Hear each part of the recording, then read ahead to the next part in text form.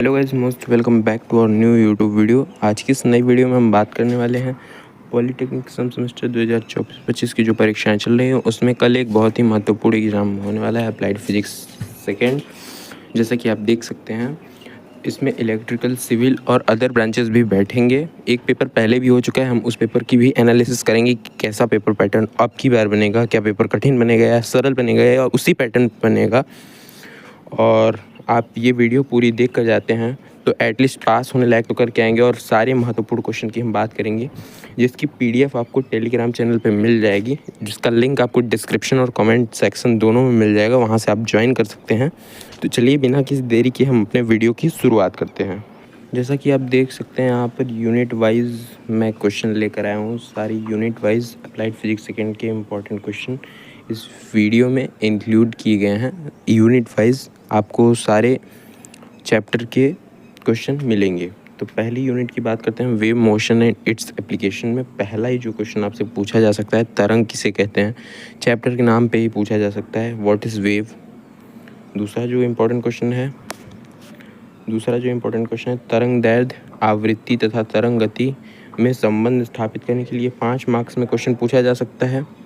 उसके बाद जो ये दूसरा है, तरंग दैर्ध्य, आवृत्ति, आवर्तकाल एवं कला को भी परिभाषित करने के लिए पूछा जा सकता है एटलीस्ट 2 मार्क वाले क्वेश्चन में, यानी कि establish the relation between wave motion, wavelength and frequency and also define wavelength, frequency and time period and phase. ये था आपका दूसरा इंपॉर्टेंट क्वेश्चन। तीसरा जो इम्पोर्टेंट क्वेश्चन है, सिंपल हार्मोनिक मोशन, सरल आवर्त गति किसे कहते हैं। एकदम डेफिनेशन, बेसिक सी डेफिनेशन है, उसको लिखनी है आपको और 2 नंबर लेके जाने हैं। आगे देखते हैं। और हर चैप्टर के आपके 5-6 कुछ इंपॉर्टेंट क्वेश्चन हैं जो बार बार पूछे जाते हैं। अगर आप यही तैयार कर लेते हैं, आपके 7 चैप्टर हैं, यानी कि 30 से 35 इंपॉर्टेंट क्वेश्चन है केवल। इतने में आपकी पूरी फिजिक्स कवर्ड हो जाएगी। चलिए देखते हैं क्वेश्चन नंबर 4। सरल आवर्त गति करते हुए किसी पिंड का या किसी कण का आवर्तकाल का सूत्र प्राप्त करना है। 1-2 तो डेरिवेशन पूछे ही जाएंगे, उसमें एक ये भी हो सकता है, derive the formula for the time period of a particle performing simple harmonic motion. आगे देखते हैं हम क्वेश्चन नंबर 6। मुक्त दोलन, अवमंदित दोलन एवं प्रणोदित दोलन को परिभाषित करने के लिए पूछा जा सकता है। ये क्वेश्चन शायद पिछली बार पूछा गया है एग्ज़ाम में। आगे देखते हैं क्वेश्चन नंबर 7। अरुणन काल को परिभाषित करना है, डिराइव रिवर्बरेशन टाइम। ये क्वेश्चन पिछली बार पूछा गया था आपके एग्ज़ाम में। आगे देखते हैं हम यूनिट 2 के मोस्ट इम्पॉर्टेंट क्वेश्चन, यानी कि ऑप्टिक्स के इम्पॉर्टेंट क्वेश्चन। ये पहला क्वेश्चन आपके लिए मस्ट है एकदम। परावर्तन एवं अपवर्तन के नियम आपको लिखना है। Define the laws of reflection and refraction. दूसरा क्वेश्चन भी आपके लिए मोस्ट इम्पॉर्टेंट है, स्नेल का नियम, व्हाट इज स्नेल्स लॉ। तीसरा क्वेश्चन पूर्ण आंतरिक परावर्तन, इसको ऐसे भी बोल सकते हैं इंग्लिश में डायरेक्ट टोटल इंटरनल रिफ्लेक्शन को परिभाषित करना है, या फिर शॉर्ट टर्म में TIR यूज़ किया जाता है बहुत बार, what is TIR। Question number 4। क्रांतिक कोण यानी कि क्रिटिकल एंगल को परिभाषित करना है, what is critical angle, define it's. ये भी पूछा जा सकता है आपसे। और 5वां जो इम्पोर्टेंट चीज़ मैं बताने जा रहा हूँ, एक तो मिरर फार्मूला आपको तैयार करना है, दूसरा आपको लेंस फार्मूला तैयार कर लेना है, अच्छे से मतलब पढ़ लेना है बस। लेंस फार्मूला और मिरर फार्मूला आपको याद कर लेना है, क्योंकि learn both formulas and practise at least a numerical on both of these as no derivation given on latest syllabus. दोनों का डेरिवेशन है नहीं बुक में, केवल आपको फार्मूला तैयार करने हैं और एक एक न्यूमेरिकल दोनों पे कर लेना है, क्योंकि न्यूमेरिकल भी बन सकता है इस फार्मूले पे। आगे देखते हैं हम लेंस की क्षमता। लेंस की क्षमता बेसिक डिफिनेशन है, आप अगर परिभाषा याद कर सकते हैं इसकी, अगर आपको फॉर्मूला याद हो तो परिभाषा बना के भी लिख सकते हैं, इस पर न्यूमेरिकल भी पूछा जा सकता है।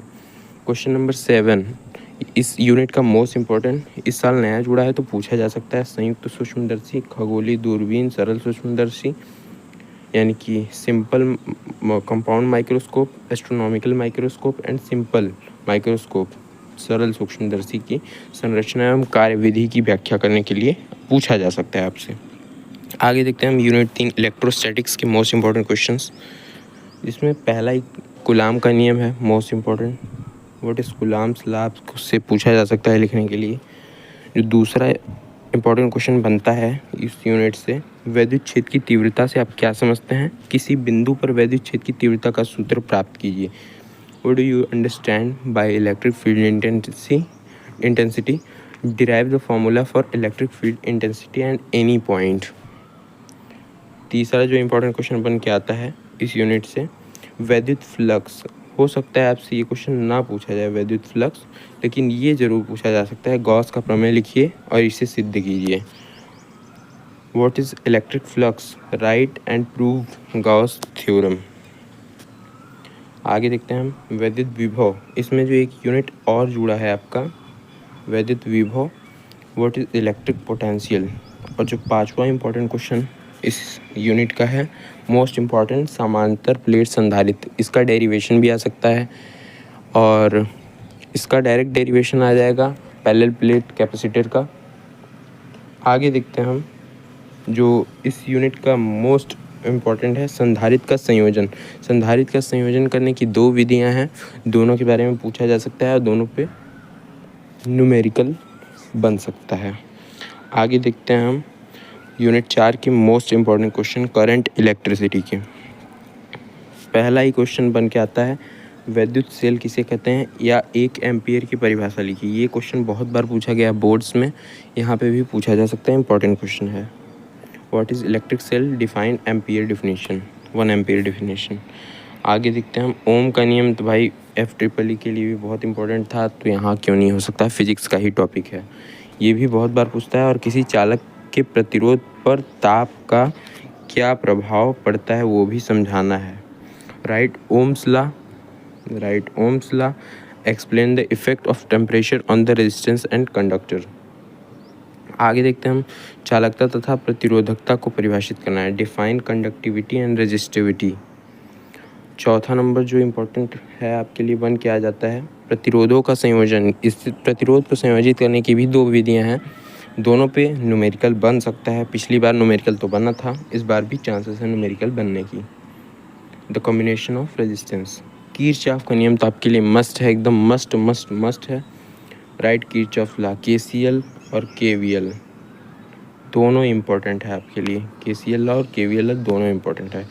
आगे देखते हैं हम व्हीटस्टोन सेतु, व्हीटस्टोन ब्रिज भी मस्ट इम्पॉर्टेंट है, बहुत ज़्यादा मोस्ट इम्पॉर्टेंट है। आगे देखते हैं हम यूनिट 5 इलेक्ट्रोमैग्नेटिज्म के इम्पॉर्टेंट क्वेश्चन। चुंबकीय क्षेत्र की परिभाषा लिखनी है, डेफिनेशन ऑफ मैग्नेटिक फील्ड। और जो दूसरा इम्पॉर्टेंट क्वेश्चन है फैराडे का नियम, ये भी याद करना है। तीसरा जो है लॉरेंज का नियम, ये भी मोस्ट इम्पॉर्टेंट है। और चौथा, इससे देखिए एकदम लिमिटेड क्वेश्चन बनने वाले हैं और जितने PDF में दिए गए हैं, गैल्वेनोमीटर का मीटर और वोल्ट मीटर में रूपांतरण, conversion of galvanometer into a meter and voltmeter. आगे देखते हैं, ये क्वेश्चन तो मस्ट है, पिछली बार बना था, हर बार बनेगा। प्रतिचुंबकीय, अनुचुंबकीय एवं लौह चुंबकीय, डायमैग्नेटिक, पैरामैग्नेटिक एंड फेरोमैग्नेटिक, ये क्वेश्चन बनने ही बनने वाला है। आगे देखते हैं हम, पिछली बार तो 5 नंबर में पूछ लिया था। Unit number 6 semiconductor physics. आगे देखते हैं, इससे भी लिमिटेड क्वेश्चन बनने वाले हैं, जैसे PN जंक्शन डायोड क्या है ये बताना है, P टाइप और N टाइप सेमीकंडक्टर कैसे बनते हैं पूरा डिफाइन करके लिखना है इसको 5 नंबर में। कैसे कैसे करके पूरा चित्र बना के आपको लिखना है, ऐसे जो डायग्राम बनता है पूरा, यहाँ पे सिलिकॉन होगा और पूरा चारों तरफ से एटम घिरे रहेंगे, पूरा आपको डायग्राम बना के लिखना है, तभी आप 5 नंबर पा सकते हैं। और तीसरा है अर्ध तरंग दृष्टिकारी एवं पूर्ण तरंग दृष्टिकारी, यानी कि हाफ वेव रेक्टिफायर और फुल वेव रेक्टिफायर। ये क्वेश्चन बनने ही बनने वाला है, कोई रोक नहीं सकता है, आपको ये पढ़ के जाना है। और चौथा ट्रांजिस्टर के बारे में, और पांचवा LED का पूरा नाम, LED के बारे में सचित्र वर्णन, कैसे आप इसको चित्र के माध्यम से प्रदर्शित करते हैं, सब ये सब बन सकता है क्वेश्चन इस चैप्टर से important. Last but on the least जो आपका आता है यूनिट नंबर 7 मॉडर्न फिजिक्स, जो इस बार नया ऐड हुआ है फिजिक्स के बुक। आपके लिए भी ये नया चैप्टर है, क्योंकि 12th तक आपने अभी तक सारी पढ़ाई करी होगी, ये चैप्टर नहीं पढ़ा होगा, तो इससे भी लिमिटेड क्वेश्चन बनने वाले हैं। जैसे पहला, हीलियम नियॉन लेज़र का सचित्र वर्णन करना है, describe helium neon laser with diagram. दूसरा क्वेश्चन, लेज़र का पूरा नाम, लेज़र किसे कहते हैं, इसके सिद्धांत को समझाना है और इसके उपयोग को लिखना है। Write the full form of laser, what is laser, explain its principle and write its uses. और तीसरा जो मोस्ट इम्पॉर्टेंट क्वेश्चन बन सकता है, इस पर ऑप्टिकल फाइबर के उपयोग के बारे में इम्पॉर्टेंट क्वेश्चन बन सकता है। और जो लास्ट क्वेश्चन है नैनो कण, इस पर आपको देखने को मिल सकता है, शॉर्ट नोट्स लिखने के लिए आ सकता है।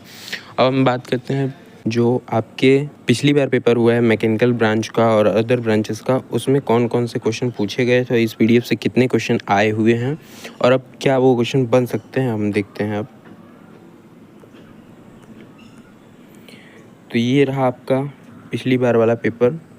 देखिए इसमें पहला ही क्वेश्चन बनाया, तरंग की चाल, आवृत्ति और तरंग दैर्घ्य के बीच संबंध आपको दिखाना है।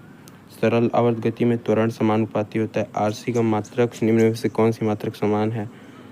और चुंबकीय फ्लक्स एवं चुंबकीय क्षेत्र ए के बीच संबंध, ये सब तो इजी क्वेश्चन है। वैद्युत परिपथ में एमीटर, उत्तल लेंस, देखिए ये क्वेश्चन भी पूछा जा सकता है।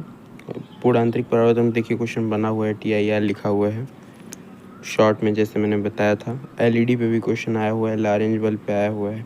अर्धचालक के बारे में पूछा हुआ है। अपवर्तन, स्नेल का नियम, जितना PDF में था क्वेश्चन सारा क्वेश्चन यहाँ पे आ गया है एक साथ। आगे देखते हैं शॉर्ट वाले में, अनुरणन की परिभाषा देनी है। PDF में ये क्वेश्चन प्रोवाइड किया गया था, वो उसमें से क्वेश्चन है। अवमंदित दोलन, आवर्ती दोलन को परिभाषित करना है, ये भी क्वेश्चन उसमें प्रोवाइड किया गया था। और ये क्वेश्चन देखिए, अपवर्तनांक क्या है और इसके अपवर्तन के नियम के लिए मैंने बोला था, ये क्वेश्चन भी आया है इसमें। सिंपल हार्मोनिक मोशन का भी क्वेश्चन, समांतर प्लेट संधारित का भी क्वेश्चन आया है, किरचॉफ का नियम आया है।